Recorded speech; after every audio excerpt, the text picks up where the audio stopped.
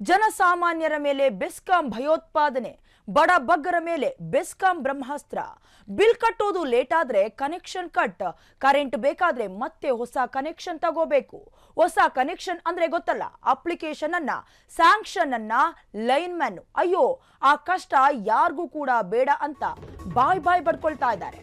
ಜನಸಾಮಾನ್ಯರ ಮೇಲೆ ಬೆಸ್ಕಾಂ ಭಯೋತ್ಪಾದನೆ ಮಾಡ್ತಾ ಇದೆಯಾ? ಬಡ ಬಗ್ಗರ ಮೇಲೆ ಬೆಸ್ಕಾಂ ತನ್ನ ಬ್ರಹ್ಮಾಸ್ತ್ರವನ್ನ ಪ್ರಯೋಗ ಮಾಡ್ತಾ ಇದೆಯಾ? ಹಾಗಾದ್ರೆ ಬಿಲ್ ಕಟ್ಟೋದೇನಾದ್ರೂ ಲೇಟ್ ಆದ್ರೆ ಕನೆಕ್ಷನ್ ಕಟ್ ಮಾಡ್ತಾರೆ. ಎಸ್, ಕರೆಂಟ್ ಬೇಕಾದ್ರೆ ಮತ್ತೆ ಹೊಸ ಕನೆಕ್ಷನ್ ಅನ್ನ ತಗೊಳ್ಳೇಬೇಕಾದಂತಹ ಪರಿಸ್ಥಿತಿ ಇದೆ.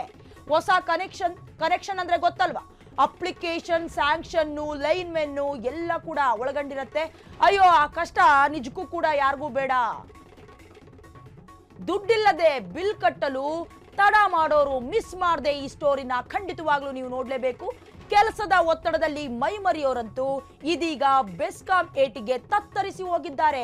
ಈವರೆಗೆ ಬಡ್ಡಿ ಕಟ್ಟಿಸ್ಕೊಳ್ತಾ ಇದ್ರು ಬೆಸ್ಕಾಂ ಅವರು, ಇದೀಗ ಹೊಸ ಅಸ್ತ್ರವನ್ನ ಪ್ರಯೋಗ ಮಾಡ್ತಾ ಇದ್ದಾರೆ. ಅದೇನಂದ್ರೆ ಬಡ್ಡಿ ಸಾಕಾಗೋದಿಲ್ಲ ಅಂತ ಹೊಸ ಅಸ್ತ್ರವನ್ನ ಪ್ರಯೋಗ ಮಾಡೋದ್ರ ಮೂಲಕ ತನ್ನ ಖಜಾನೆಯನ್ನ ತುಂಬಿಸ್ಕೊಳ್ಳೋದಕ್ಕೆ, ಬಡವರ ಮೇಲೆ ಬ್ರಹ್ಮಾಸ್ತ್ರವನ್ನ ಮಾಡೋದಕ್ಕೆ ಬೆಸ್ಕಾಂ ಇದೀಗ ಅಂದ್ರೆ ಎದುರಾಗಿರುವಂತದ್ದು. 30 ದಿನದೊಳಗೆ ವಿದ್ಯುತ್ ಬಿಲ್ ಕಟ್ಟಿಲ್ಲ ಅಂತ ಹೇಳಿದ್ರೆ ಇದೀಗ ನಿಮ್ಮ ಮನೆಯಲ್ಲಿ ಕರೆಂಟ್ ಇರೋದಿಲ್ಲ.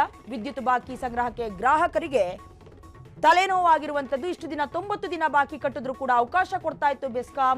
ಆದ್ರೆ ಇದೀಗ ಬಿಲ್ ಕಟ್ಟೋದಕ್ಕೆ 30 ದಿನಗಳಷ್ಟೇ, ಅಂದ್ರೆ ಒಂದೇ ಒಂದು ತಿಂಗಳು ಕಾಲಾವಕಾಶವನ್ನ ಕೊಡ್ತಾ ಇದೆ. ಆರ್ಥಿಕ ಪರಿಸ್ಥಿತಿಯನ್ನ ಸುಧಾರಣೆ ಮಾಡೋದಕ್ಕೆ ಬೆಸ್ಕಾಂನಿಂದ ಇದು ನೂತನ ಶಿಕ್ಷೆ ಪ್ರಯೋಗ ಮಾಡ್ತಾ ಇದ್ದಾರೆ.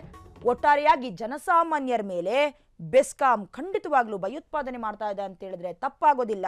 ಬಡ ಬಗ್ಗರು ಯಾರಿದ್ದಾರೆ ಇವ್ರ ಮೇಲೆ ಬೆಸ್ಕಾಂ ಬ್ರಹ್ಮಾಸ್ತ್ರವನ್ನ ಪ್ರಯೋಗ ಮಾಡ್ತಾ ಇದೆ. ಬಿಲ್ ಕಟ್ಟೋದು ಲೇಟ್ ಆದ್ರೆ ಕನೆಕ್ಷನ್ ಅನ್ನೇ ಕಟ್ ಮಾಡುವಂಥದ್ದು. ಕರೆಂಟ್ ಏನಾದರೂ ಬೇಕಂದ್ರೆ ಹೊಸದಾಗಿ ಕನೆಕ್ಷನ್ ಅನ್ನ ತಗೊಳ್ಳಿ. ಹೊಸ ಕನೆಕ್ಷನ್ ಅಂದ್ರೆ ನಿಜವಾಗ್ಲೂ ಕೂಡ ತುಂಬಾ ಕಷ್ಟಕರವಾದಂತಹ ಒಂದು ಕೆಲಸ.